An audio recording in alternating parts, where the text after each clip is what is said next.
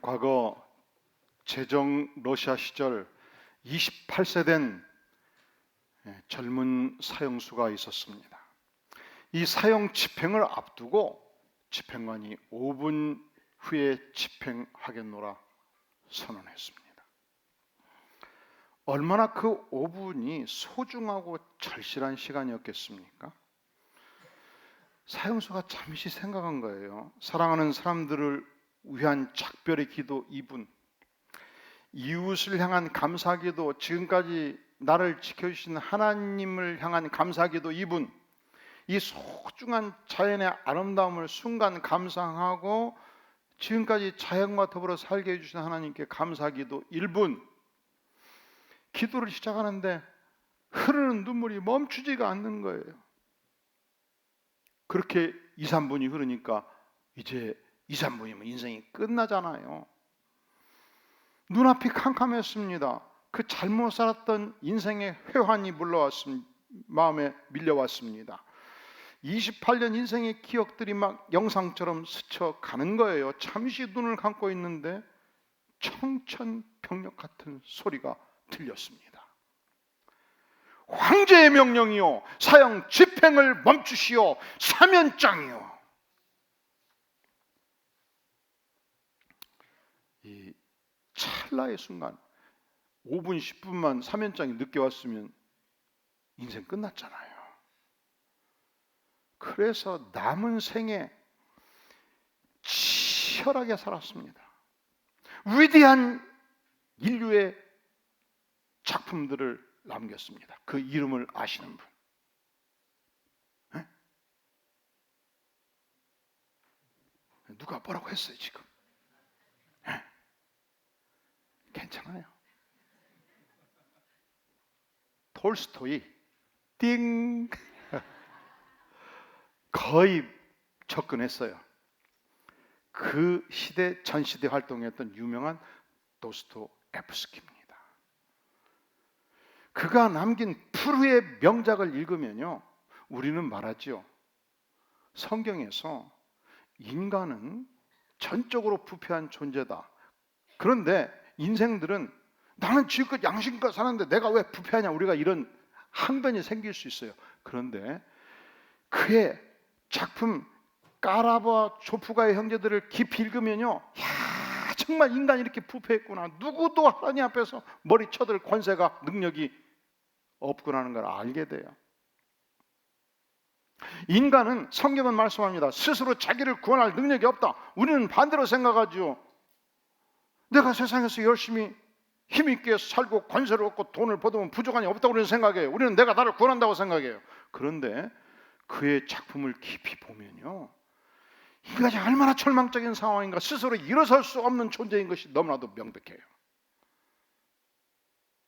성경은 말씀합니다. 결국 예수님께서 이 땅에 와서 우리를 사랑하셨고 우리를 구원했다고 하셨다고 선포합니다.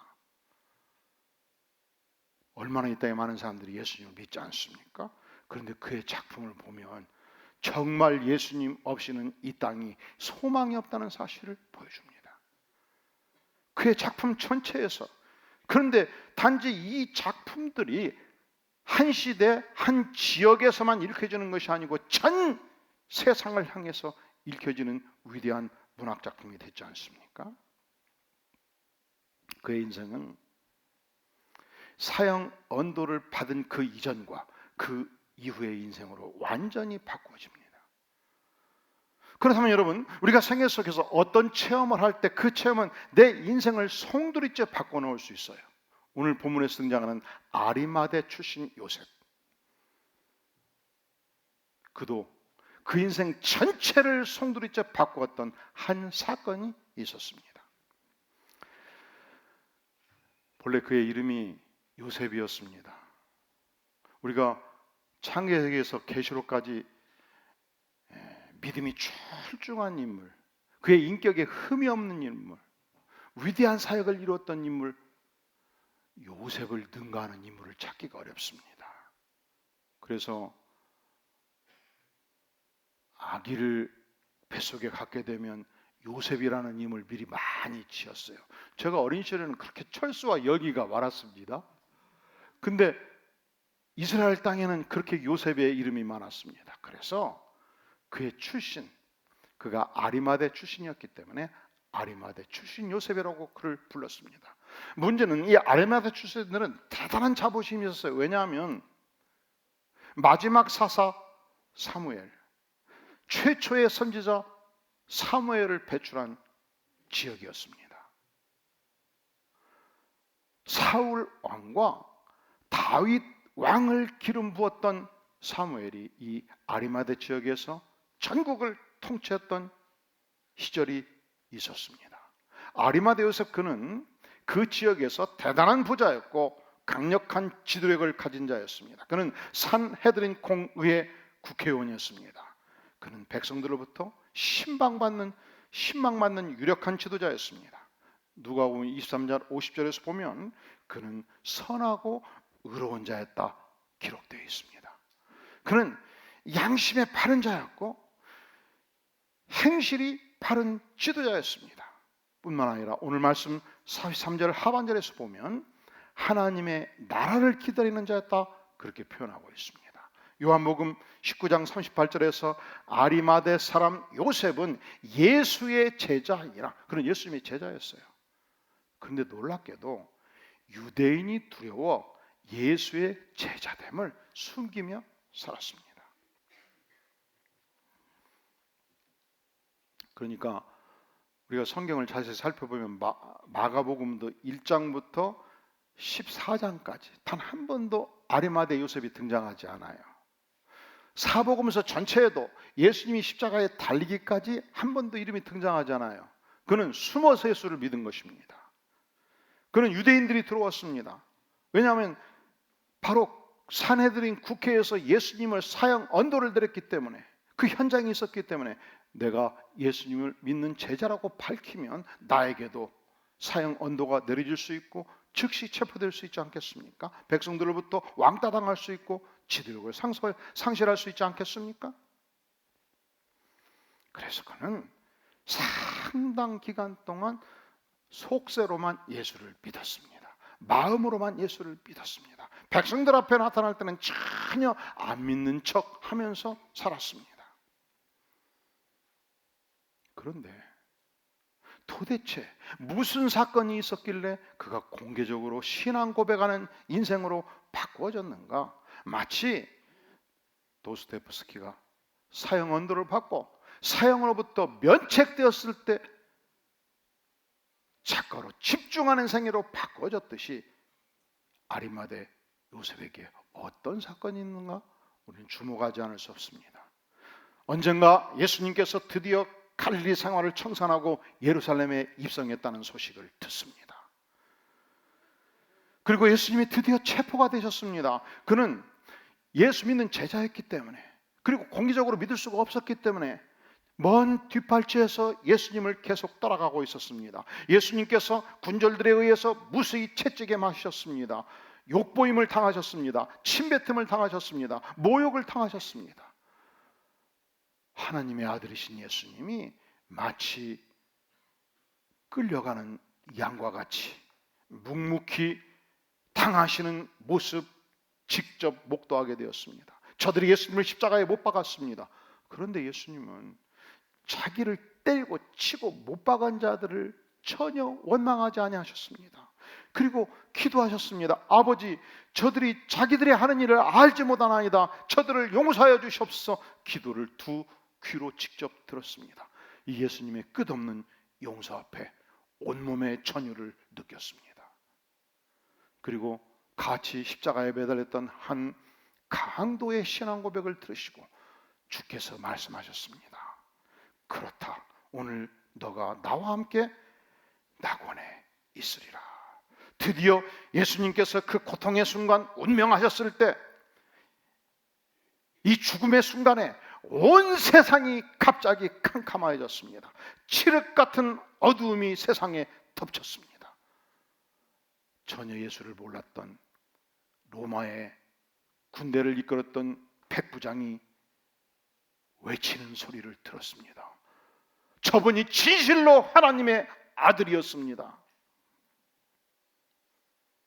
아리마대 요셉은 예수님의 십자가의 현장에서, 그 죽으심의 현장에서, 예수님의 그 고통스러운 죽음 속에서 고백하는 신음의 소리를 들으면서 칠흑 같은 어둠이 임하는 모습을 보면서 더 이상 내가 숨어서 신앙생활에서는 안 된다는 사실을 깨우쳤습니다.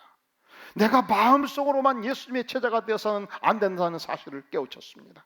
그는 더 이상 침묵의 제자로 남아있기를 거부한 것입니다. 그는 분연히 일어섰습니다. 내가 숨어서 믿는 이 부끄러운 생활을 청산해야 되겠다. 그가 감히 긴급 체포를 각오하고 빌라도 총독 앞에 섰습니다. 여러분, 이 순간은요, 3년 동안 그렇게 예수님의 팔찌에서 예수님과 함께 동거동락했던 제자들 다 도망갔을 때예요.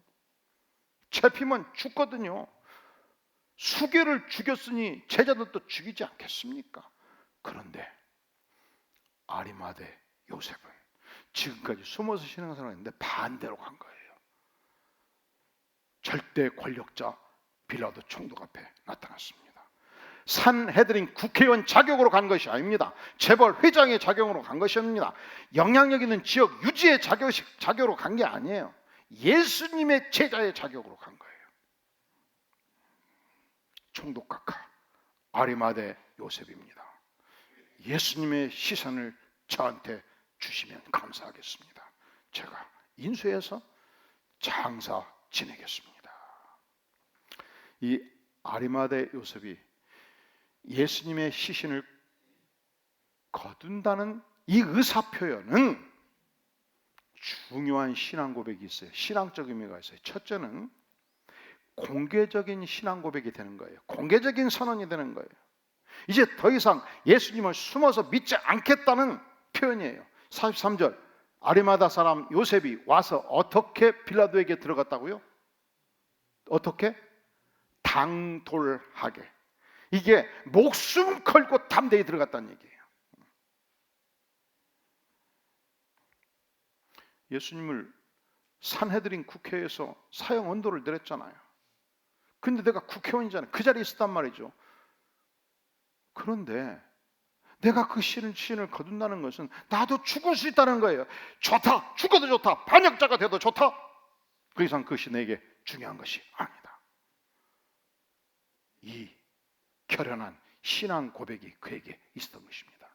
사랑하시는 성도 여러분 지금까지 어떻게 신앙생활을 해오셨습니까? 혹시 이런 분은 안 계십니까? 내가 예수님을 믿습니다. 내가 예수님의 말씀 다 이해합니다. 내가 주의를 열심히 지킵니다. 그러나 내가 월요일날 출근하고 세상에서 사업을 할 때는요, 세상 방식으로 하는 거예요. 어떻게 정직하게 사업합니까? 응? 그 거래업체 만날 때는 그 요령껏 일을 하는 거예요. 그리고 꼭 기도를 뭐 이렇게 해야 됩니까? 땅 보고 하늘 보고 아멘 하면 되는 거예요. 아, 그렇다니까.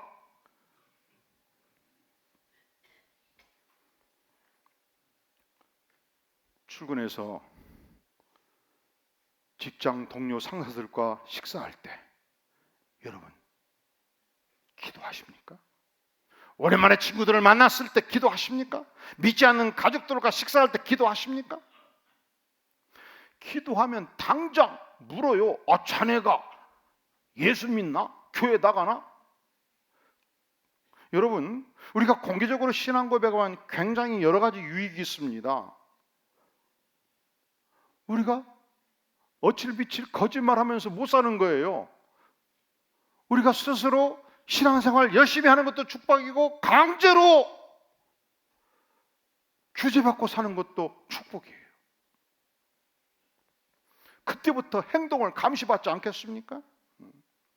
그리고 우리가 예수님의 제자됨을 공개적으로 선포할 때 성경은 원수도 사랑을 하지 않습니까? 여러분들이 직장생활을 5년, 10년 하면 반드시 여러분의 반대 세력들이 생길 수 있어요.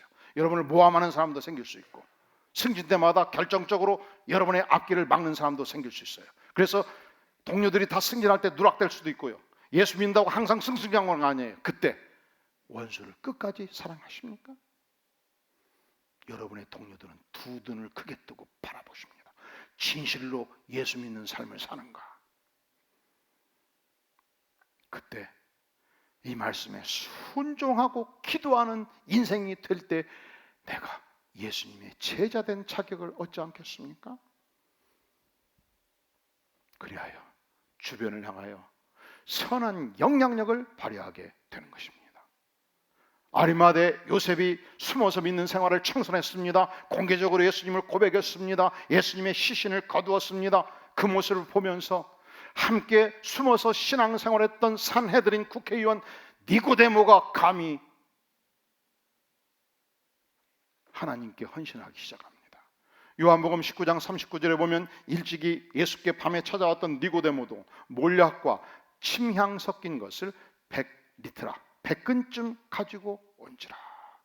몰약과 침향은 왕족이 세상을 썼을 때 사용했던 최고급 향료였습니다. 수천만 원어치 향료를 갖다가 예수님의 장례에 사용한 것입니다. 그러니까 아리마대 요셉의 행동은 곧 니고데모의 헌신까지 불러일으킨 것입니다. 과거 여의도 빌리그함 전도 집회를 할 때 약 100만 명이 모여서 복음을 듣고 은혜를 받았습니다. 이 전도 집회를 시작하기 전에 전국에서 전도자 학교가 열렸습니다. 이 전도자 학교에서 설문조사를 한 것입니다. 당신은 지금까지 몇 사람을 예수님께로 인도했습니까? 두 번째, 만약에 지금까지 인도하지 못했다면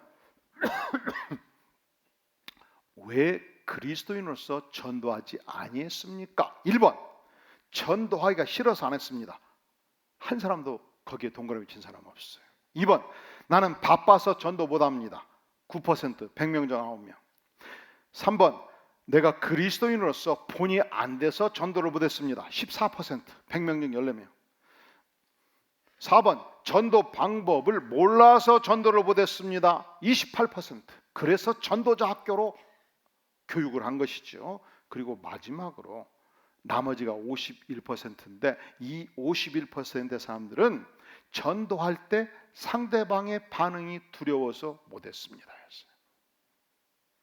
내가 3년 5년 친하게 지냈던 이웃의 친구를 만약에 전도하면 이 관계가 깨질까 봐서, 만약에 복음을 받아들이지 아니하면 다음에 만날 때 이 친구 그룹으로부터 내가 혹시 왕따 당할까 봐서, 내가 혹시 저들로부터 소외되면 어떨까, 이런 생각 때문에, 이 두려움 때문에 전도를 못했다는 퍼센테이지가 몇 명이었어요? 100명 중에 51명. 우리 교회가 매년 11월이 되면 결실의 계절. 11월은 무슨 계절? 과일도 열매를 맺고 벼이삭도 실하게 열매를 맺고, 그래서 11월은 사실은 이 신라 백제 시대부터 추수의 계절 축제를 많이 했던 풍습을 우리나라가 가지고 있어요. 그래서 추수감사절도 11월이에요. 그러면 우리가 맺을 수 있는 열매가 많이 있죠. 벼이삭 농사 짓는 분들은 실하게 열매를 맺어야지요. 사과 농사 짓는 분들은 실하게 제 머리만한 사과를 크게 열매를 맺어가지고 맛있게 먹어야 되겠지요.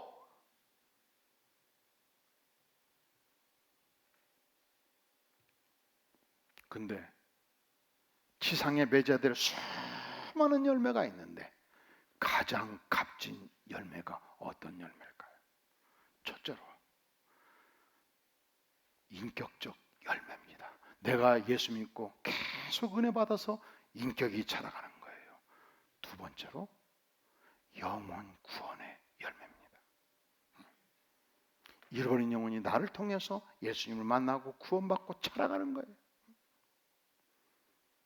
그런데 우리가 2012년 1월 날 교회를 열었을 경우, 그때 첫 해, 두 해, 셋째 해는 엄청나게 전도를 왕성하게 했어요. 막 100명씩 오고 그랬어요.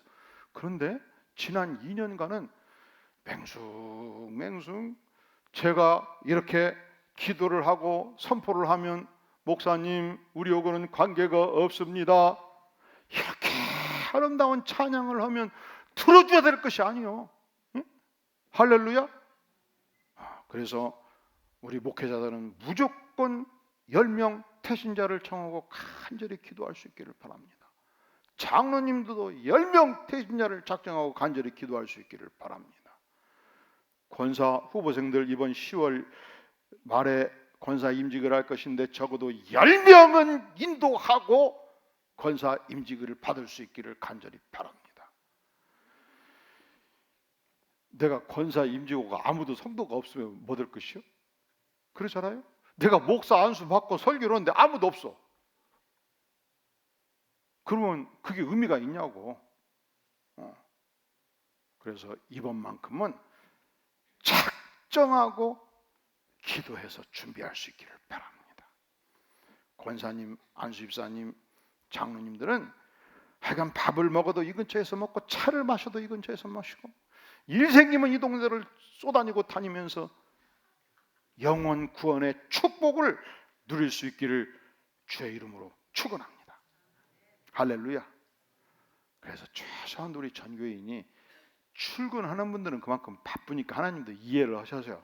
그래도 3명 이상은 청하고 출근하지 않은 분들은 7명 이상 청하고 간절히 기도해서 이 나로 말미암아 영원히 축복받는 은혜를 누리는 복된 삶이 되기를 간절히 바랍니다.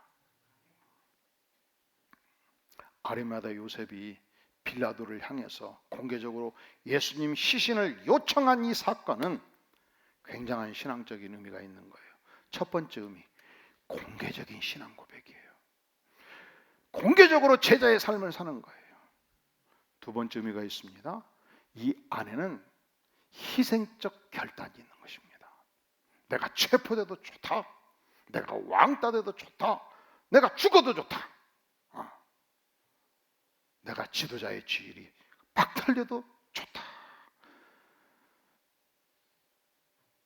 예수님께 사형 언도가 내려지기 전 빌라도가 주민들에게 물었어요. 전통적 관례를 따라 내가 한 명을 석방할 수 있다. 밀란을 일으킨 발라바를 석방할 것인가 예수를 석방할 것인가 너희가 결정하라.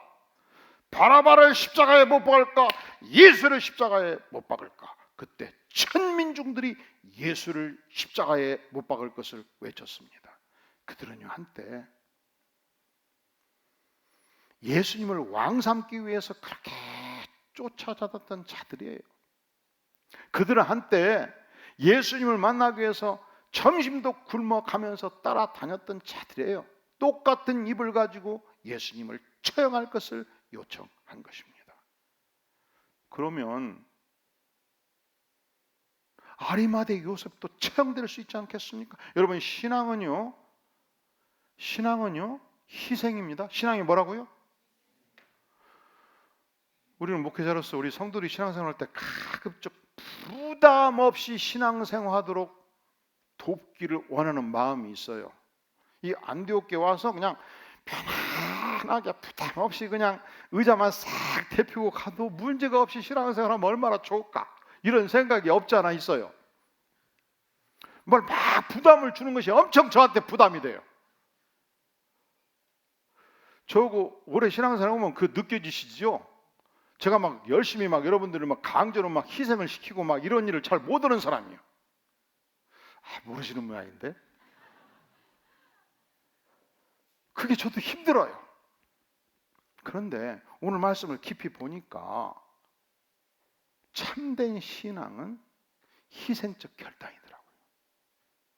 참된 신앙은 희생이에요. 참된 신앙은 부담이에요.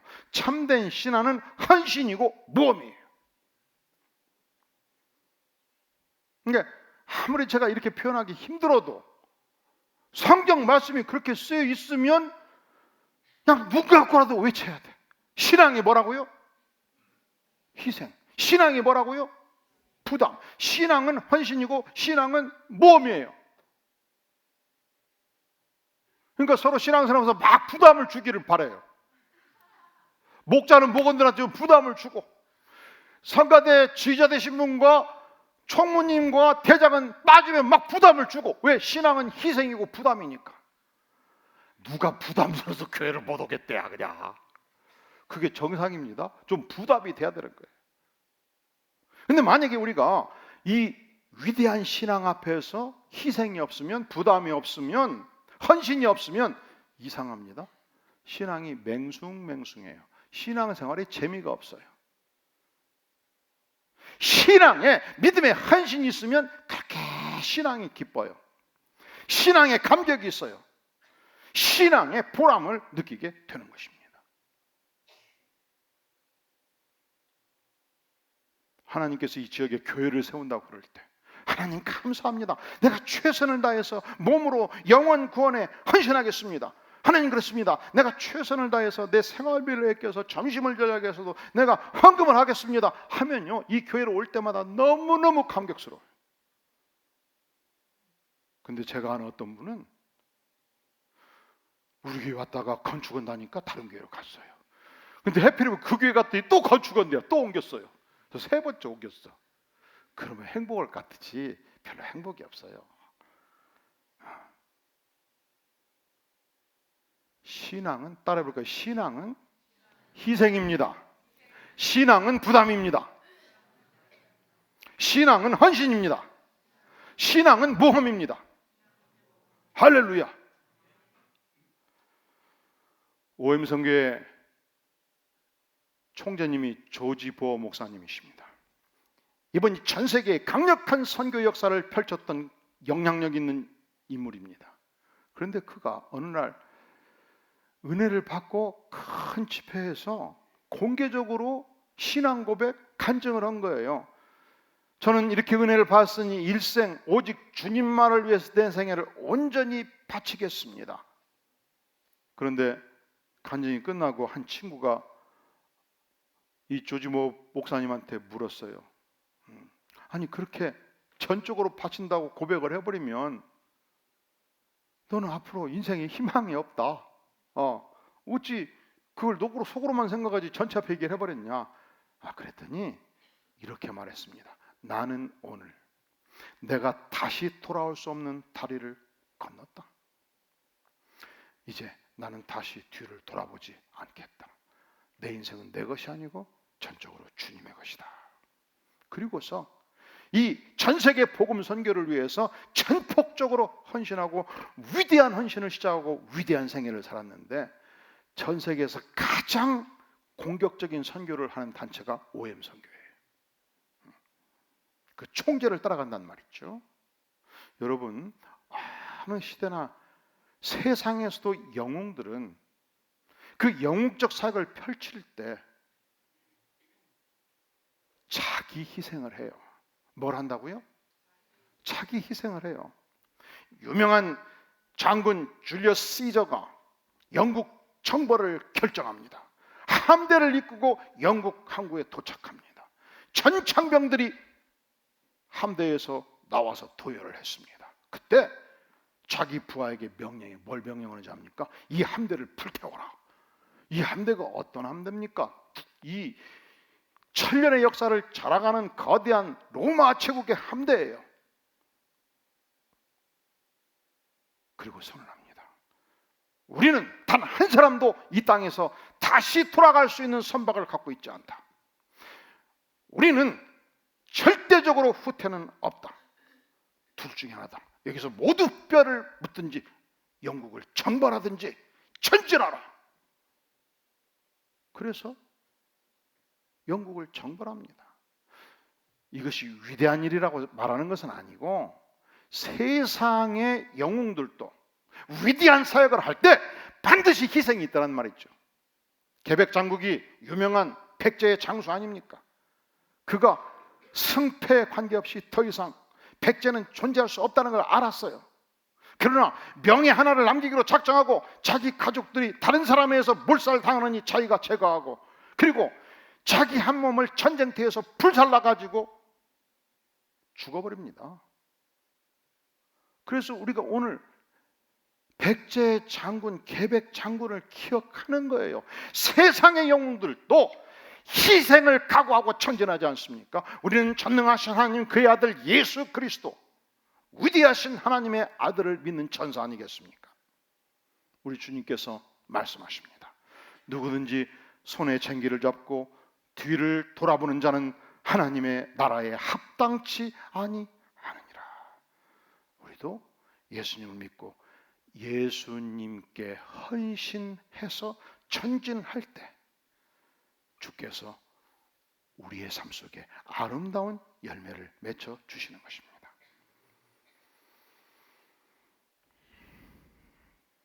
아리마대 출신 요셉, 그는 숨어서 예수 믿던 자였습니다. 그런데 마지막 예수님께서 십자가에 죽으시는 그 모습을 보면서 생각을 바꾸었어요. 그에게 깊은 감동이 있었습니다. 그에게 변화가 있었습니다. 마치 아무 생각 없이 살다가 사형수가 되어서 석방됐을 때 내 인생이 완전히 바꾸어졌던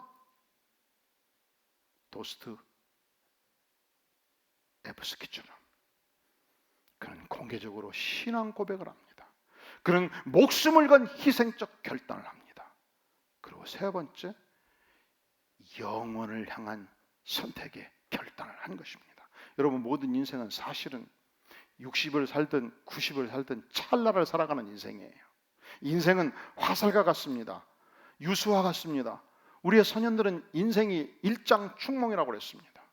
일장춘몽이 무슨 말씀인지 아셔요? 어젯밤에 꿈을 꿨거든요. 근데 꿈이 다 생각납니까? 일부는 시작은 생각나고 끝은 잘 모르겠고, 그래서 앉아서 곰곰 생각하죠.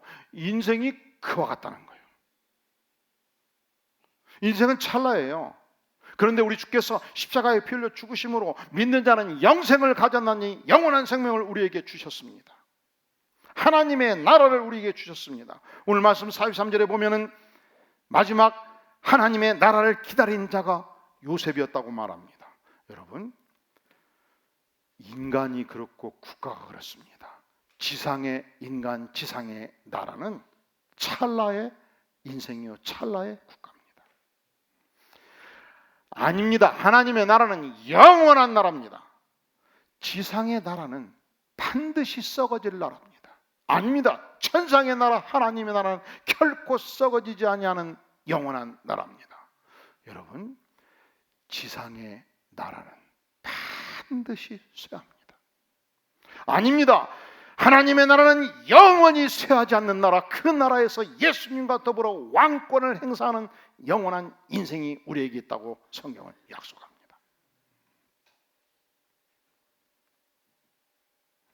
로마 제국, 지난 5천년 문명사에서 거의 유일하게 천년의 왕권을 유지했던 유럽 전역과 아프리카 북단과 팔레스타인 전역을 지배했던 거대한 나라였습니다. 강력한 나라였습니다. 팍스 로마를 통해서만 평화는 이루어진다는 격언을 남긴 나라입니다. 그런데 요즘 여러분, 이태리 가면요, 로마 공항에 내릴 때 우선 가이드가 인천공항 출발할 때 시진당부를 해요. 내 덩어리에 있는 것은 내 것이 아닙니다. 지갑과 여권은 반드시 가슴으로 안으십시오. 그리고 이 로마 공항에서 문 열고 나가기 전에 다시 모아요. 그리고 다 하나하나 지적해요. 이거 당신 거 아닙니다. 당신 거 아닙니다. 이 문을 나가면 쓰리꾼들이 다 가져갑니다. 천년의 역사를 자랑하는 거대한 로마 제국의 현장에 쓰리꾼이 득실거리는 부패의 현장으로 바꿔지지 않습니까? 제가 확실하게 인류의 미래를 향한 위대한 예언을 선포하겠습니다. 지난 70년간 전 세계를 통치했던 강력한 경찰국가 미국도 언젠가는 쇠하게 될 것입니다. 그게 지상의 나라의 모습이에요. 지상의 나라는 반드시 쇠합니다. 지상의 인생들도 반드시 쇠합니다. 하지만 하나님의 나라, 하나님의 백성은 영원한 나라에서 영원한 축복을 함께 누리게 어떻게 이 축복을 우리에게 주셨습니까? 우리의 왕 되신 예수님께서 내가 져야 될 모든 죄짐을 안고 십자가에 피 흘려 죽으심으로, 사망 관세를 파하고 부활하심으로 믿는 자에게 이 영생의 축복을 주셨습니다. 도스토옙스키가 사형수로 인생 마지막을 보낼 때, 이제 2분 후면 인생이 끝날 때, 황제의 명령이요 형 집행을 멈추시오 사면장이요, 이 사면장이 주어진 그 이후 그 인생이 완전히 바꿔졌지 않습니까? 여러분, 이 사건보다 더 중요한 사건이 우리에게 있습니다. 예수님이 나의 왕이 된 것입니다. 예수님이 나의 주인이 된 것입니다. 예수님께서 나에게 영생을 주셨습니다. 믿는 자에는 영생을 주신다고 약속했습니다. 그분이 사망의 관세를 파했습니다. 영원한 사면장을 우리에게 주신 것입니다.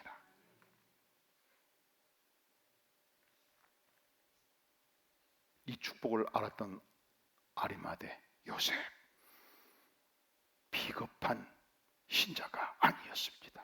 바꿔졌습니다.